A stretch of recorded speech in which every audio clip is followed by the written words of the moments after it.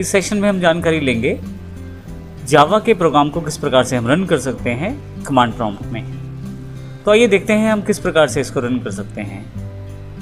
मेरे पास यहाँ पे मैंने डेस्कटॉप पे एक फोल्डर कॉपी कर लिया है जावा एक्सरसाइज, जो ऑलरेडी मेरे पास अवेलेबल है और जो आपके पास भी आपकी डीवीडी में अवेलेबल है।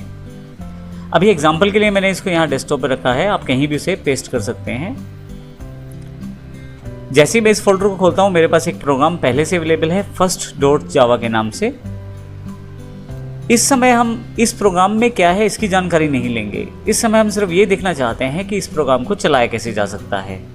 हालांकि यदि आप चाहें तो डबल क्लिक करें इस प्रोग्राम को और ओपन करके देख सकते हैं। एक सिंपल प्रोग्राम है जिसमें एक मैसेज प्रिंट होने वाला है, फर्स्ट जावा प्रोग्राम। अभी आपके लिए केवल इतना, क्योंकि अभी हमने जावा को सीखा नहीं है, शुरू नहीं किया है। तो यहाँ भी यदि आप देखें तो फर्स्ट जावा प्रोग्राम के नाम से एक मैसेज डिस्प्ले होगा। तो ये मेरे पास अभी तक जावा एक्सरसाइज फोल्डर के अंदर first.java के नाम से फाइल पड़ी हुई है। मैं यहाँ पे ऊपर की तरफ यहाँ क्लिक कर देता हूँ और इस एड्रेस को कॉपी कर लेता हूँ, क्योंकि ये एड्रेस मेरे पास अभी काम में आने वाला है। जैसा कि पिछले सेशन में देखा था, हमने जावा को डाउनलोड किया फिर इंस्टॉल किया। अब इसको चलाने के लिए हम कमांड प्रॉम्प्ट का प्रयोग करेंगे। तो इसके लिए मैं सर्च पे जाकर कमांड प्रॉम्प्ट को क्लिक कर देता हूँ और आप देखेंगे कि मेरे पास यहाँ पे कमांड प्रॉम्प्ट ओपन हो गया है। साथ ही बैक साइड पे मैं यहाँ जावा एक्सरसाइज फोल्डर की जानकारी भी आपको देता रहूँगा। इसमें भी कुछ चीज़ें देखेंगे हम लोग क्या क्या हमें मिलने वाला है। अभी तक सिर्फ एक ही फाइल है इसमें। अब कमांड प्रॉम्प्ट पे सबसे पहले मैं cd टाइप करता हूँ और Ctrl+V कर देता हूँ।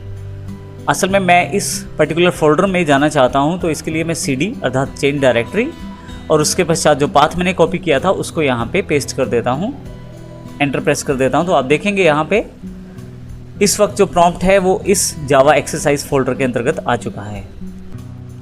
जावा के प्रोग्राम्स को चलाने के लिए आपको दो स्टेप्स में इन प्रोग्राम्स को रन करना होता है। सबसे पहले कंपाइल करना ज़रूरी है जावा के प्रोग्राम को, और उसके पश्चात आपको इंटरप्रेटर के द्वारा रन करना यानी कि एग्जीक्यूट करना ज़रूरी है। तो आइए देखते हैं जावा के प्रोग्राम को कंपाइल किस प्रकार करते हैं। इसके लिए हमारे पास कमांड प्रॉम्प्ट में टाइप करें जावा सी, जिसका अर्थ है जावा कंपाइलर। यह ऑलरेडी EXE है जो बिन डायरेक्टरी में पड़ी है। इसके पश्चात आपको उस प्रोग्राम का नाम देना है जिसको आप कंपाइल करना चाहते हैं, जो है first.java। एंटर कर दें। यदि आपके पास कोई एरर नहीं आता है तो इसका अर्थ है कि आपका प्रोग्राम सही कंपाइल हुआ है।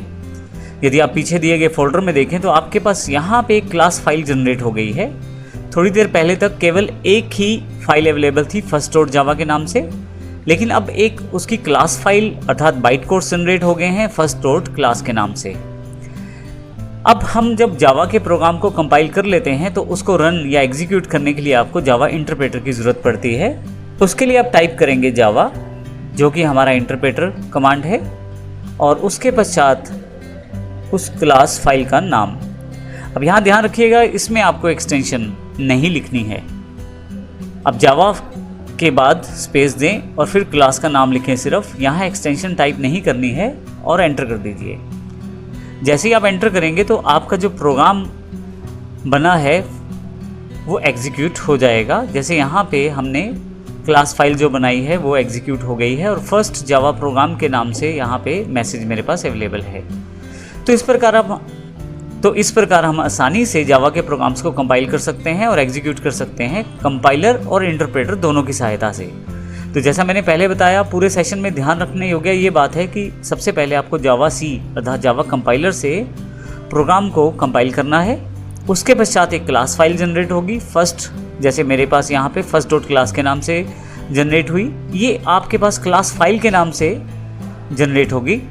फाइनली आपके पास जावा फर्स्ट अर्थात इंटरप्रेटर को प्रयोग करें। जावा लिखने के पश्चात उस क्लास का नाम लिखें जो कि फर्स्ट है यहाँ पे मेरे वाले केस में, और एक्सटेंशन नहीं लिखना है। एंटर करते ही आपके पास यहाँ पे प्रोग्राम एग्जीक्यूट हो जाएगा। नेक्स्ट सेशन में हम देखेंगे कि इस प्रकार प्रोग्राम को कंपाइल करने के अलावा और कौन से तरीके हैं जिनसे हम आसानी से प्रोग्राम को एग्जीक्यूट कर सकते हैं। इसके लिए हम IDE अर्थात इंटीग्रेटेड डेवलपमेंट एनवायरनमेंट का प्रयोग कर सकते हैं, जो कि हम यहाँ पे एक्लिप्स के रूप में प्रयोग करेंगे। और देखेंगे नेक्स्ट सेशन में किस प्रकार एक्लिप्स को आप डाउनलोड कर सकते हैं, इंस्टॉल कर सकते हैं। धन्यवाद।